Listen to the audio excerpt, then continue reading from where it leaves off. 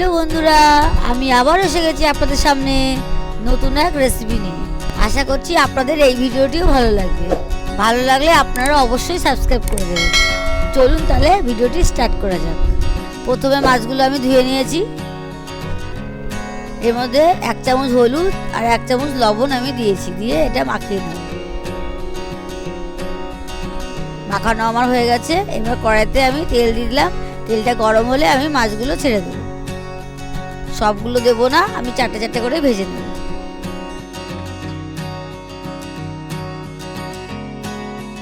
মাছটা এবার হয়ে গেছে এক পিঠ, আর এক পিঠ উল্টে নিলাম।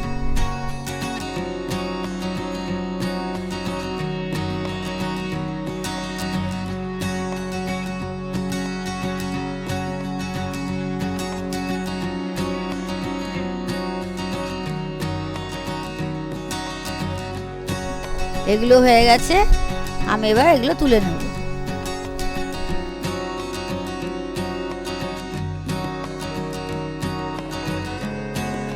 আমি বাদ বাকি মাছগুলো এইভাবেই ভেজে নেব।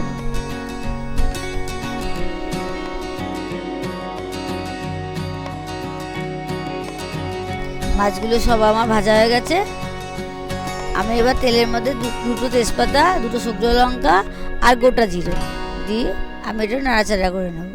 এবার পেঁয়াজ আর আদা রসুন বাটা আমি দিয়ে দিলাম, দিয়ে এটাকে আমি ভালো করে সাঁতলিয়ে নেব।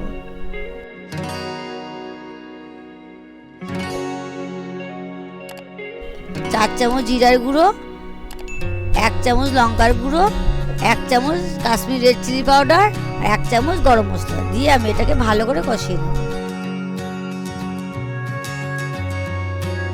এবার একটু 1/2 চামচ হলুদ আর 1/2 চামচ লবণ দিয়ে দিলাম, দিয়ে আমি টমেটো পেস্টগুলো আমি দিয়ে দিলাম,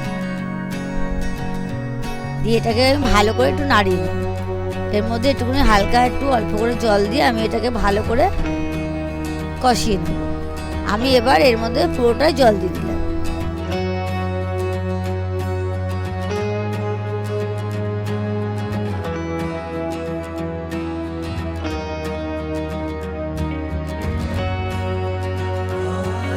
এর মধ্যে 1/2 চামচ হলুদ আর 1/2 চামচ লবণ দিয়ে দিলাম, দিয়ে এটা ভালো করে নাড়াচাড়া করে দিলাম।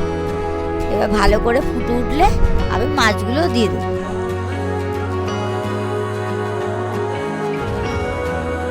ফুটে উঠেছে, এবার আমি মাছগুলো দিয়ে দিলাম।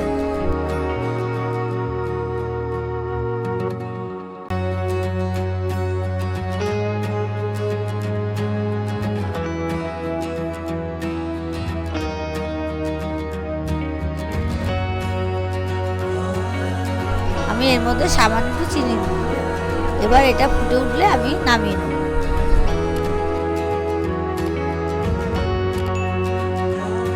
ব্যাস, আমার রেডি হয়ে গেল রুই মাছের কালিয়া। ভিডিওটি ভালো লাগলে লাইক, কমেন্ট, শেয়ার করতে ভুলবেন না। ধন্যবাদ।